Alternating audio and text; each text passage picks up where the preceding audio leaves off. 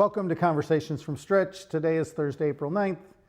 I'm Dr. David Livingston, president of Lewis University, and I'm joined by Dr. Christopher Sent, our provost and incoming president. I hope everyone has had a great Easter. I know we did. Joan and I were out visiting our grandchildren in New Jersey. It was great. Coming back after Easter weekend, there has been a ton going on this week already. On Tuesday, we dedicated the new windows in the Sancta Alberta Chapel, showcasing the life of De La Salle and the mission of Lewis. The windows are unlike most windows in the sanctuary that face inward because they face outward to the world. So you kind of see, when you're looking at it, if you're outside, you can see the images and they have that sense of you're looking at them as opposed to when you look at the inside. But they're also beautiful from the inside with that light coming in. It was a great commitment ceremony. We had a blessing of it. You can see Brian and Mary Durkin there. They committed to funding the windows that are already up. And we have opportunities for other people to fund different windows. Joan and I are planning on doing one. We're looking forward to that. So lots of opportunities there. It's a beautiful addition. We also celebrated it's really the beginning. I felt like Chris and I, when we were walking over to it, we were talking about it's the first of the many year-end ceremonies that will happen over the next month. Tuesday evening, we had the speech language pathology white coat ceremony and reception. It was really, really beautiful. They do a great job of honoring each one of the students. And as I think many of you know, white coat ceremony is kind of that symbolic move to actual being able to practice as a healthcare professional. Yesterday's community hour had many things going on, but it featured a ribbon cutting ceremony for the new little library in the lobby of the library. Those little libraries where you can take books. Some of us see it in neighborhoods. The denim quilt making happened, a talk on disability and scripture, and of course many club meetings. The Windows Fine Arts Journal Award celebration happened yesterday. That was a really great event. And I'm gonna just later, we have the President's Art Show coming, so you can see in the background of this video some of the President's Art Show pieces that are in there. And then yesterday afternoon, Chris and I drove into the Uptown campus on Argyle, and we launched a new branding campaign for St. Augustine College Pathways at Lewis University. That was a really nice event, both online and in person, and got to talk about the excitement of continuing to refine the identity of the St. Augustine College Pathway programs, and it was just a really good event, being there in person and being able to talk about kind of who we've become as a university with all the opportunities that St. Augustine College presents. And then, as I already mentioned tonight, I'm really looking forward to the President's Art Show, which features student, faculty, staff, and alumni works. It's an incredible show. I'm really excited to be able to kind of hang out tonight with some of the artists. So feel free to come over and meet some of the artists. Obviously, if you're one of the artists, we look forward to meeting you tonight. All right, so Chris, we have a lot of other exciting things going on campus. Talk about, but before I do that, I just wanted to mention it was really an inspiring afternoon yesterday to be at the Uptown campus and to be talking about the future of St. Augustine, and lots of great ideas and work has gone into different ways of talking about St. Augustine, as well as different ways of, especially importantly, attracting students to take advantage of all the St. Augustine model has to offer. I just wanted to mention something. I went to this little library opening yesterday. It was really cool. It's a student inspired thing that I didn't realize that until yesterday. And I was also just thinking, you are moving out of your office. I am. And books that's how they work. Yeah, you can donate books to the little library if you don't want to move them all across the country. Many books. Yeah. Too many books, yes. Yeah, it's really cool. So I really encourage people to stop by just on your way into the library or out of the library, bring a book, pick up a book. It's a really cool addition to the campus. So it's almost time for Celebration of Scholarship, our annual event highlighting the just incredible work that our students do in areas of scholarship and research. This year it all begins on Tuesday evening, April 21st at 7 p.m. with a keynote lecture featuring Heather Blackmore.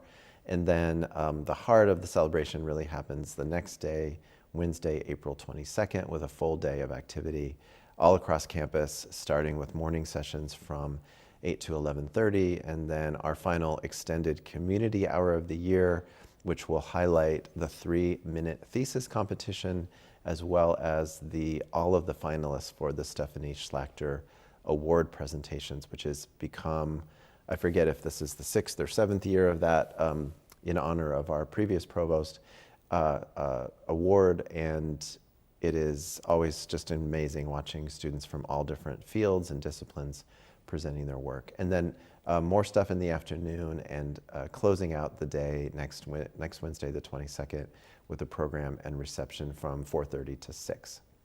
It's a powerful snapshot of who we are as a university that encourages undergraduate research and graduate research at the highest levels, and the impact that our students are already beginning to make in the world.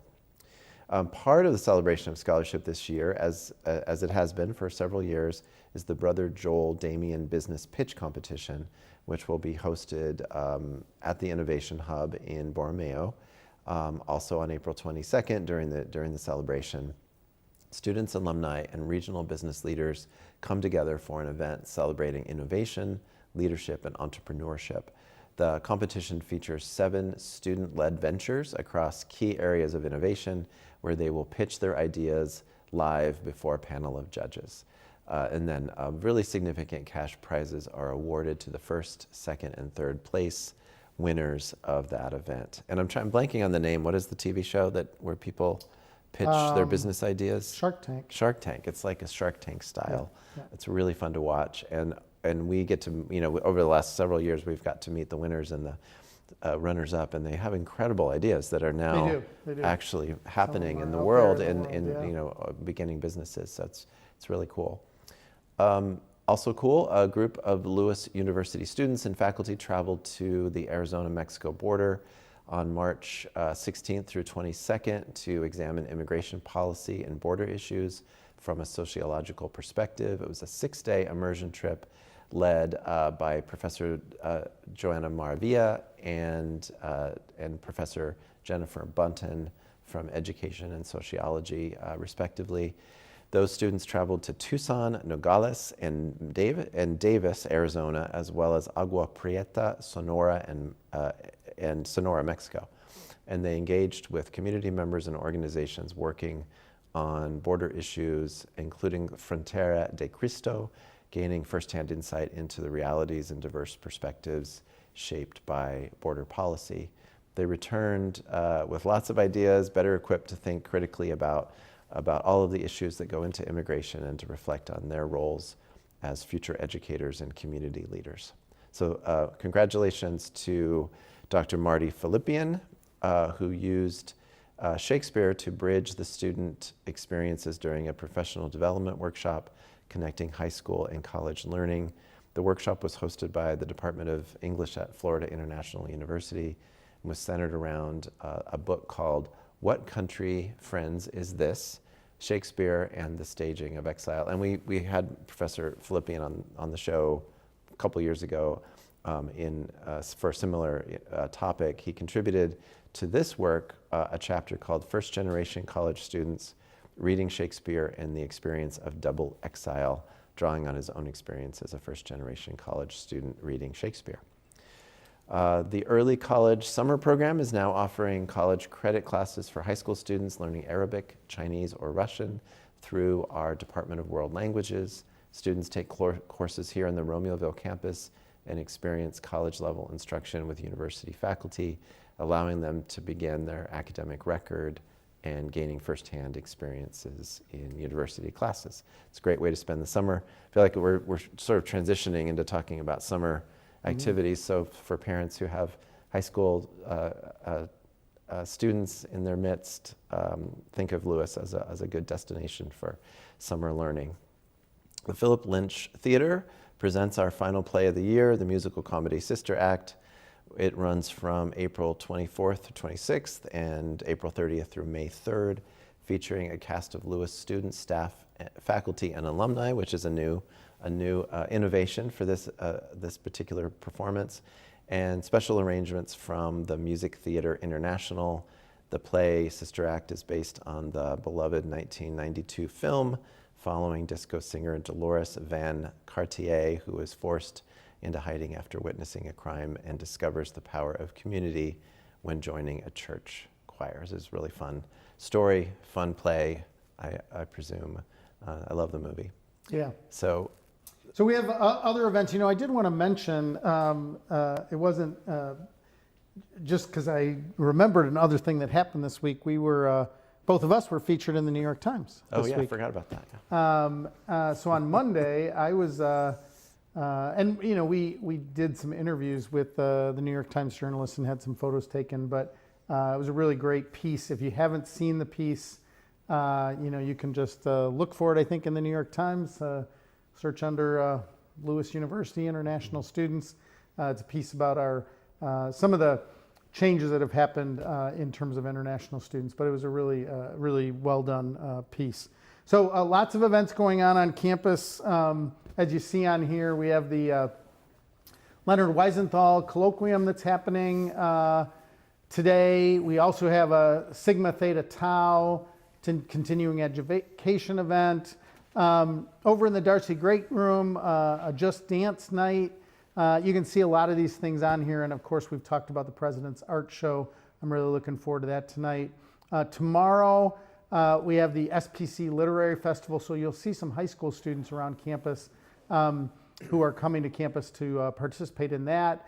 The Accessibility Club is having a meeting, and then over on the stadium turf, women's lacrosse against McKendree. That'll be a good match. This weekend we have some home team games. So softball is hosting at home against Drury. We also have a visit day. I think the last I heard we were over 350, mostly juniors and seniors in high school. There'll probably be some sophomores there and some transfer students coming in from community colleges. But a really big campus visit day on Saturday.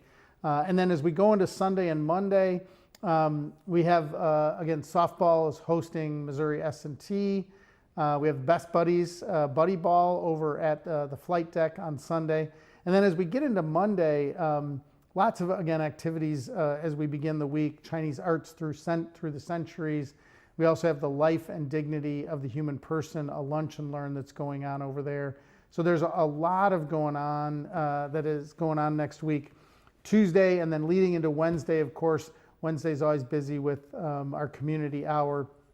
But we have, a bunch of things going on next week. We will be hosting baseball. Trinity Christian will be coming in. I think we've talked about this before, but this is their last year. So I'm sure there's a lot of emotions going into those games with Trinity Christian, kind of announcing the closure of the campus. Sustainability Garden Party is going on next week.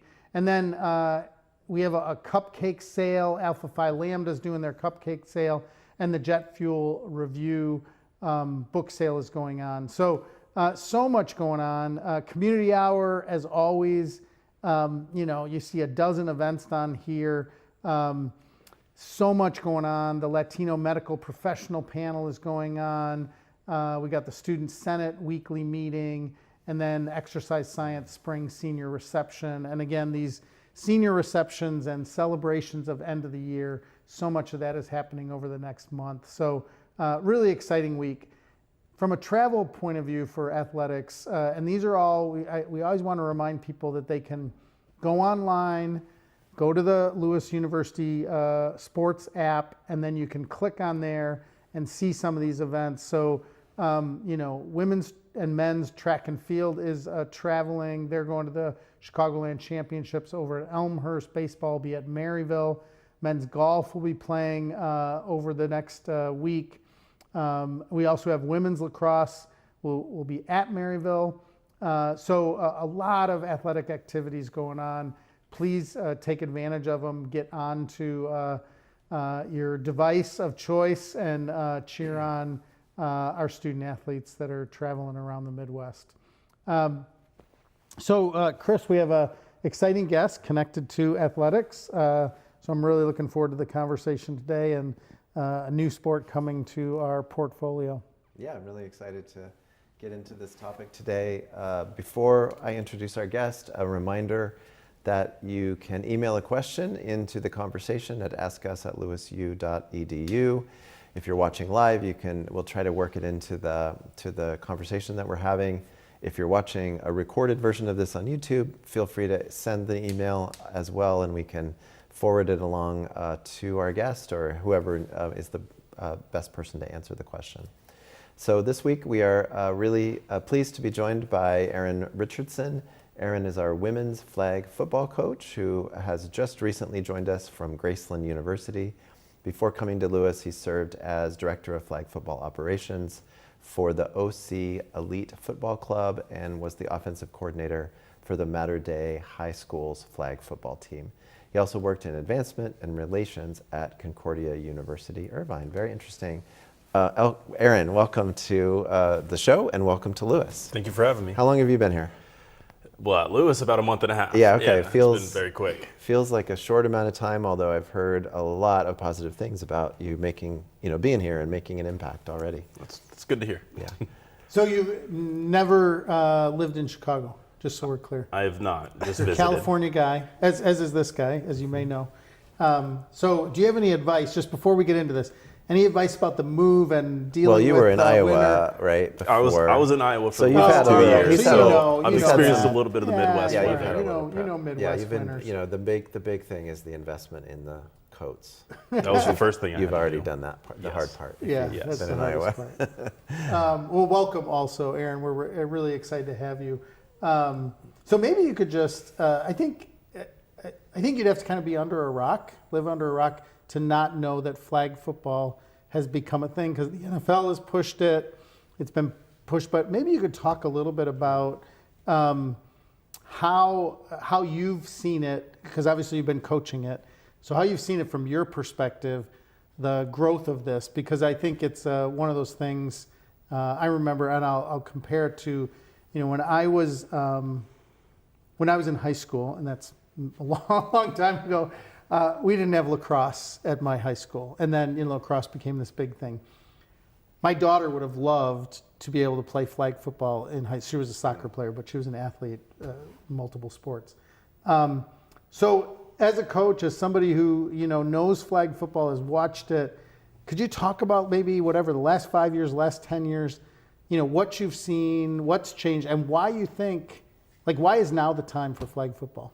Yeah, absolutely. I mean, in the experience that I've had while coaching the sport, it's grown tremendously in the last 3.5, 4 years that I've had a foot in it. And I mean, even when I first started at the high school level, there's around 5 or 7 states that had it sanctioned at the high school level. And now we're nearing 20 to 25 states just at the high school level. And even at the collegiate level, I mean, when I first took the job at Graceland 2 years ago, there was near 18 colleges that had it sanctioned as a varsity sport, and between NCAA, NAIA, JUCO, and club teams, there's nearing 200 programs that will be competing by 2027. So the growth is impressive, for sure. And why now? I mean, it's an opportunity for women to get into sports and get a bigger platform. We see this at all professional levels in women's sports about funding and opportunity and getting the same resources and opportunities as other athletes. And this is another sport that you see a lot of athletes that have been playing their sport, whether it be basketball, lacrosse, soccer. They've been playing it, and you often run into, when you're recruiting, you see a kid that says, I've been playing this sport since I was 5 and I'm tired of it. And I've played football for a year and I found a new passion and something that gives me drive again. You get, these athletes, these young athletes that are caught in this recruiting circuit and the club circuit in their sports, and they're often overlooked. And now that this new opportunity is coming to compete at the collegiate level, but also pairing that with an education and experience and opportunity to travel. It's all packaged in one, and you see schools adding it every other day. So it's just a great opportunity for anybody who's interested in growing, both on the coaching side and on the athlete side. Right. That's really interesting. So tell us a little bit about how you got interested in it as a coach. Yeah, so I was coaching, I played football growing up, played all the way up until college, and I ended up running track at Concordia University, Irvine. But the love of football never left, even though I chose to run track in college. So immediately after graduation, I got into coaching tackle football, and so was coaching a high school in Anaheim, California, and was there for 2 years, and got the opportunity to become an offensive coordinator at another high school in Santa Ana, California. Spent some time there, and it wasn't the best fit for me in terms of what the culture was for that team and that school. And the previous defensive coordinator from the first high school I was at had just taken the head coach job at Mater Dei for flag football. And so he had given me a call. And so originally going into the sport, it was going to be like, okay, I'm going to do this for a year and then get back into tackle football. But then seeing the investment that the athletes gave into the sport, that's very big for me, is when an athlete is invested, it makes the job not a job. It makes my involvement so much easier. And seeing that a group of athletes that were hungry for something new and an opportunity allowed me to really enjoy it and turn it from a one-off to something that now I wanted to do permanently. And the growth opportunity for both the athletes and myself was imminent in this sport. And we found success at Mater Dei in year one, and so it made it really easy to come back and continue to do it. That's really interesting. Yeah, it's amazing to me because going back, so I played flag football 50 years ago. So 50 years ago, it was the kind of, before you could play tackle football, when you were a certain age, you played flag football. And it's just amazing that now, I mean, hearing those numbers, it's pretty incredible to think of that kind of growth at the collegiate level and at the high school level. So could you talk a little bit about where you see the kind of both opportunities and challenges in terms of the relatively narrow window of high school athletes playing flag football? Because obviously you're recruiting high school athletes. They've had a shortish amount of time, right, to play in this thing. So how does that change compared to coaching a sport where, you know, it's been going on for decades? Yes, absolutely. So there's both challenges and reward with that. You have states that have had flag football for multiple years. So Arizona, Florida, Nevada, they've had it for 7+ years at the high school level. But what you see now is that the colleges that are popping up in those states, those athletes want to stay home.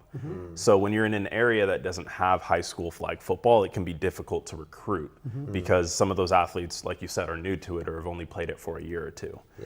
From a coaching standpoint, that can be challenging because now you're starting from the ground up. When I started at Graceland, I had 22 athletes on my roster in our first year, and I believe 4 had ever played the sport before. Wow. And so, I mean, one of the funniest moments I think I remember is, you know, just being in football mode and coaching mode. You know, I told the team, I'm like, line up on the hash and we're going to get this drill. And they're looking at me like, What's a hash? What's a hash?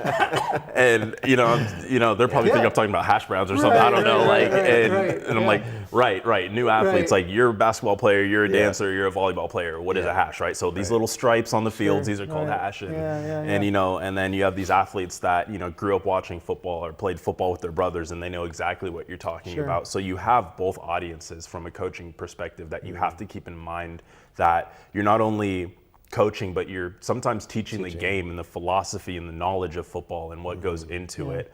I often sit down with my athletes and I say, we're not going to really talk about X's and O's today, but what's the philosophy behind football? I always love to compare football to a game of chess, and you know, sometimes you have to sacrifice things to gain things, and play calling and things like that. And so we have a freshman quarterback at Graceland, and was teaching her, like, you know, we're not going to complete every pass. And she's, you know, one of those perfectionists that's very hard on herself. And so every time she throws an incompletion, it's the end of the world. I'm like, you know, 65% completion rate's good. And so, so you have both audiences, and, you know, I have another flag football player who she's played tackle football since she was 5 and played varsity high school tackle football and things like that. So instead of playing tackle in college, she's playing flag and loves to bring over that knowledge and experience with her. Yeah, I think it's, and I know that many coaches, and I guess part of what you're saying also is your own experience goes to this, because I'm sure you ran track in high school too, but you played football in high school. I don't know if that was your primary sport, but there's a lot of coaches that will do that. They see an athlete and they say, I think you could be also great in this, or, you could shift from, again, maybe being a wide receiver because you're sprinting all the time to being a sprinter on the track and field team. So lots of coaches do that, but they might do it at the 1 or 2 players. You might be doing it at the 50% of your players have never played high school. As they've played in the backyard with their brothers. They've watched it on TV. They're a great athlete. So I'd love you to go a little deeper into your kind of coaching philosophy around, you talked a little bit about, what is football in this kind of more philosophical chess match kind of way. But if you could talk maybe about do you have I'm going to try to do this over 3 years. I can't do everything in 1 year, right? Because I'm going to recruit it, but it's not going to, and nothing ever happens in, you have one season, but could you talk a little bit about, coming to Lewis, what you want to achieve, what you kind of think you can achieve in year 1, what you think about in year 3, if there's any of that in your head? Oh, absolutely. I mean, first and foremost is establishing a culture. That's how you get athletes to return. And when you have, as you said, a raw pool of varying levels of knowledge and experience in the sport, it's important to have returners and people who know who you are as a coach and what the sport is and how your team operates. It's important that you have players that are leaders on the team, and it can't just be me in the locker room that has a voice and that has power. So we really want to bring in athletes that are mature leaders, and they want to return. So year 1 for me is going to most importantly be establishing a culture and making sure that our student athletes that are coming to play flag football also immerse themselves in Lewis's culture as well, knowing that they have both resources to them, being the school and athletics. And we want to be able to compete. We do have a handful of transfers that are planning to come in, which helps, that are coming from Graceland that have played for me. So they're going to know how to lead the incoming freshmen that come, and they're going to be able to talk to them and say, hey, when coach is yelling at you, it's because he cares. It's not because he's mean or he just likes to yell at you, which, it's growing pains sometimes when freshmen have that learning curve of what high school athletics is versus what collegiate athletics is, which is completely different. And they don't know that until they experience it. So having somebody in their corner that's not a coach to say, hey, this is normal, you're going to get through it, and we're going to wake up tomorrow and do it again, and you're going to get through it tomorrow is very important. And so having that this year, being this is our second year, having leaders be able to lead that conversation with the freshmen and first years has turned our program night and day in our ability to grow and move forward. So establishing that year 1 is going to be great. Year 2 is when we're supposed to be associate members of the GLIAC. So we'll actually be in a conference where we can compete for a conference title and championship and things like that. Definitely want to be in the top 3. It'll be a 6-team conference. And what's funny is I've competed, out of the 6, I've competed against 4 of them already at the collegiate level. So I'm familiar with them.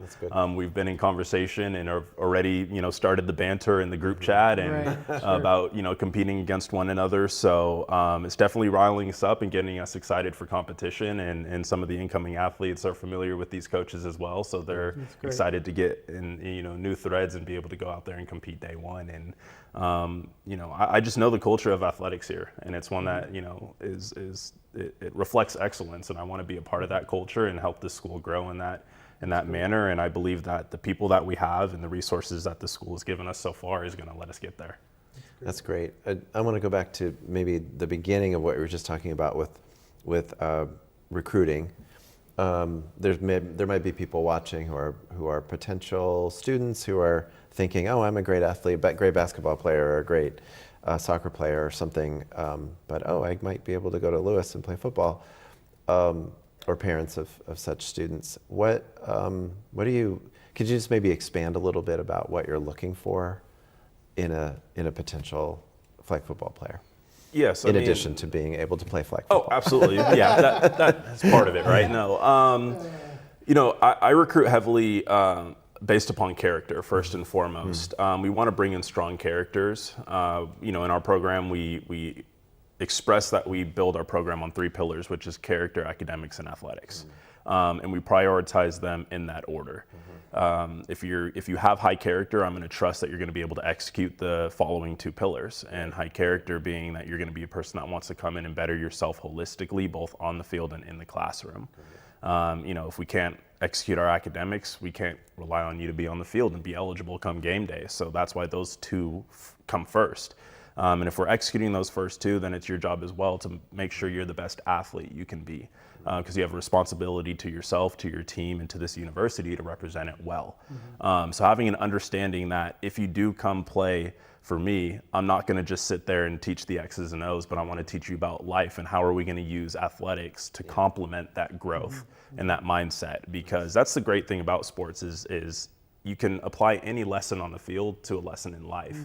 And I often sit down with many of my athletes and they say, well, how does, running and conditioning apply to what my future career is? And I said, well, what are you going to do when you're tired and you don't want to get up the next morning and you have to go that next day and you have a big meeting or something like that, right? You're going to dig deep and you're going to say, hey, I ran that conditioning one day. No, but it's, not that specific, No, but it feel applies. it in your body. It is. Yeah. And so, understanding that, there is going to be a lesson every day we're at practice, and it's not going to just be how to run this new play or how to beat this team, but it's how do we conquer life? How do we conquer adversity? We're going to, give ourselves adversity on the field so that when we run into adversity off of the field, we're going to know how to deal with it. We're going to take those habits and be able to translate them into anything we do. Yeah, I think it's so valuable, Aaron. I hear that, I got to say, I hear this all the time.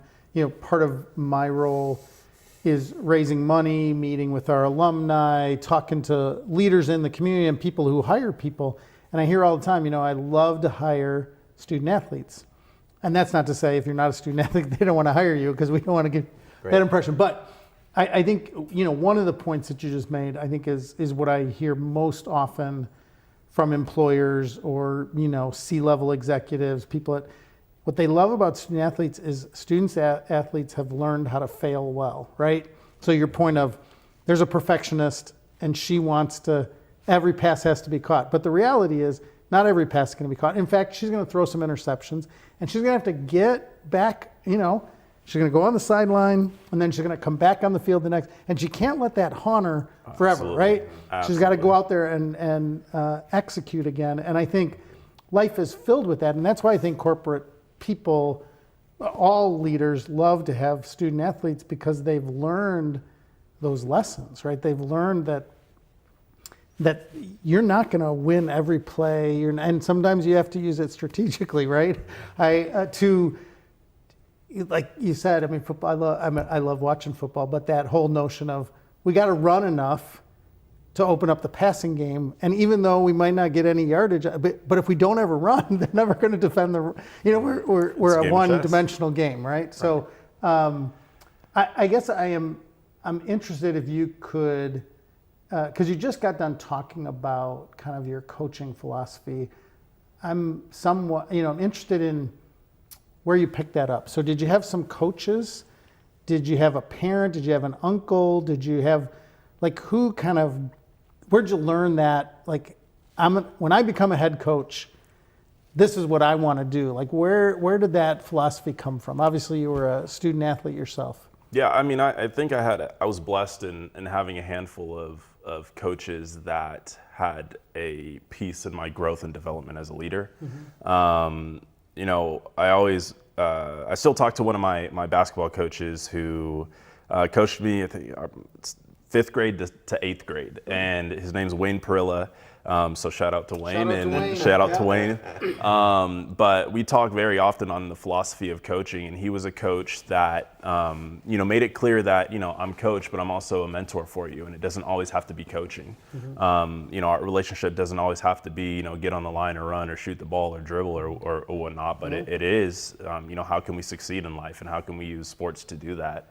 And so, we've talked philosophy, we've talked quotes, we've talked about books, different things that you have to gain knowledge, and not just knowledge of the sport, but knowledge of how to mentor to be a good coach. I know I've always responded better with coaches that you can approach and they're human at the end of the day. They're not just your coach. And I wanted to fight for those coaches, and I was willing to die on a hill for those coaches. But the coaches that were motivated for self-gain, and you were a tool or an asset for them, and that was it. You didn't want to show up every day for that coach. So I never want to be the coach that is just about wins and losses, but wins and losses of life, like you said, and teaching them that failure is okay. And had a great conversation with one of my athletes the other day, and she was saying, hey, like, you hold us to this standard of afterlife, but we're just 18 and 19 years old. And I'm like, yeah, so when you fail here, you run a 17, but when you fail out there, you could lose your job, you could lose friends, you could lose family. Those are the things that I'm preparing you for with conditioning. Right. And you're not going to notice that until after life. And we can sit there and talk about it for an hour, and that's outside of football. And so I love to tell my athletes that, I want to be your coach for 4 hours a day. And that's when we're on the field, in the weight room, or conditioning. And outside of that, I want to be your mentor. And that's the relationship that I really do strive for. Because that's what I believe I had with my coaches. Sure. Excellent. That's great. I just realized there some questions came in. Okay. One was similar to what I asked you earlier about a student wrote in and said, can an inexperienced person try out, and how do they find out about trying out, if that's possible, or how do they reach you to talk about it at least? Yes, absolutely. We're going to plan to hold a walk-on tryout in the fall, early fall. Date is still to be determined, but we are planning to do that, and we will post that on our Instagram. So you can find our Instagram at Lewis U Flag Football. And that actually leads, I'm sorry, interrupted you. That leads into the other question that came in, is that just technically the season is in the spring. It is. And can you just talk a little bit about like how it works? Like, how much do you travel? How many games are at home? Just roughly speaking, as you're planning out next year. Yeah, so we are a spring sport, so we typically start around middle of February, end of February, and it's all depending on weather. Since we're an outdoor sport, we play in everything but lightning. So this first year, because the GLIAC is not officially sponsoring it in year one, I'm chairing kind of an informal league between all of the partners that are going to be competing formally next year. So we will have at least a 10-game schedule, and already have started to schedule around 3 to 4 non-conference games. So we'll be anywhere from the 10 to 18 range in terms of games, and I would expect half of them to be at home, half of them to be away. With our conference members, it'll be a home and away, so we'll play each of them twice, once at home, once at away. And just so this is interesting, so I'm just picking up on this, even though I should know this by now. GLIAC doesn't have it yet. Correct. But it's going to have it in 2027. Correct. So there's 4 members in the GLIAC conference that have officially announced. So they don't have a league to be in next year either. Correct. Right. So we're not joining their league. We're all joining it together at the same time. Correct. So there's 4 members from the GLIAC, and then 2 from our conference, us and Illinois Springfield. So we'll be pseudo members of the GLIAC until both have enough to foster their own. Yeah. So that makes it, I'm sure, a lot easier to schedule a season absolutely. when there's all these teams that are just about to lock into an official conference designation. Absolutely. Yeah. So I do think it does not surprise me that a student might have sent that question in about how, like, could I try out? I think that, because I do think this is just one of these very different things than most sports where somebody, if they want to play college level, they've played club, they've done this, they've played it throughout. But you might have some really amazing athletes. If you were to give somebody 1 or 2 or 3 things that if they, they'll follow the Instagram, they're going to show up sometime in September. There's going to be this day for a on-campus tryout. If there are 2 or 3 things that they should be doing between, April and September, what will you be looking for? I guess. I mean, you already talked about I'm looking for character. I mean, so not to necessarily repeat that, but from an actual maybe being physically ready for that tryout. What should I do between now and September? Well, yeah, if you're an athlete looking to play at the college level, prepare yourself to be a collegiate athlete, and that starts with nutrition. making sure we're eating right and preparing our body to be training for 9 months straight, and be in the weight room. Weights is very important to complement collegiate athletics, especially for female athletes. And so if you have access to a weight room, go in and either try to build a plan, work with a personal trainer, reach out to our athletic department and see if maybe they'll help put together programs that they could do in the off season. And then there's plenty of camps, talent ID camps, things like that, where you can go get exposure playing against athletes that are both new and returning to the sport. And it'll give you a level of understanding of things that you can accomplish or need to accomplish to be at a high level in the sport. But it also can give you your own feedback of where you're at and where your progress is, and learn the game of football. The easiest thing I tell my athletes is you can get unlimited reps through film, and you can there's only so many routes you can go out there and run until you're tired, and now we're sacrificing quality for quantity, but what never gets tired is film. You can replay a play as many times and you won't get tired from that. So go watch football, watch flag football. And that makes games. You more comfortable with the sport and the absolutely just kind of the rhythm. Going through the motion, not only the rules but the rhythms. Of absolutely, the game. do it before you have to do it physically. Do it in your head before you have to do it physically, and you can do that through film. And so there's plenty of games you can go watch online. The World Championships is coming up, so you can watch those games. You'll have the NFL Flag Championships over the summer that will be televised through ESPN and things like that, where you can watch how the sport operates and how to be an elite athlete at that level. And I guess I just want to add this. I assume that the answer is yes, but I just want to ask it out loud. So if there were a student on campus right now, they could stop by your office and ask you a question. They're not on your team yet. They're a sophomore. They're studying accounting, but they're like, flag football, that sounds awesome. Yeah. They can swing by, Absolutely. see you, say, I'm thinking about trying out next fall. Yeah. They can shoot me an email and stop by and talk and any of the above. My email's arichardson6@lewisu.edu. So if they want to send me an email and set up a time to meet, I'd be more than happy to do that and talk football. I can always do that. All right. It's the best part about the job. So, and you've been getting, I know you've been working really hard recruiting ever since the day you got here, but I'm assuming you're getting to meet other coaches and other people in the athletics department and getting kind of situated. Absolutely, yeah. The athletic department has been great in getting me onboarded and familiar with the systems here and how to succeed. Joe with lacrosse has been a great resource and tool for me since the day I stepped on campus. So learning from him, I know he built the lacrosse team here that's a good analogy. From the ground up. And so, every opportunity I get, I try to stop by and ask him, hey, what would you do in this situation? What did you do? What helped you, succeed, and where did you fail, and what would you fail at again so you learned? And what would you not do so you didn't fail in the same way? That's here? great. So, and that's another great life skill, to be able to take advantage of all the wisdom that you have around you. And there's some really amazing, coaches who've been deep into their careers and have a lot of wisdom in the department. So that's great. So we're out of time. Thank you so much. Thanks so much for coming. It's really here. great to Thank get you for to talk having with me. you. And Thank you. It's so interesting. So thank you all for spending part of your day with us. Until next time, take care, stay connected. We'll see you next week. I think we have a show next week.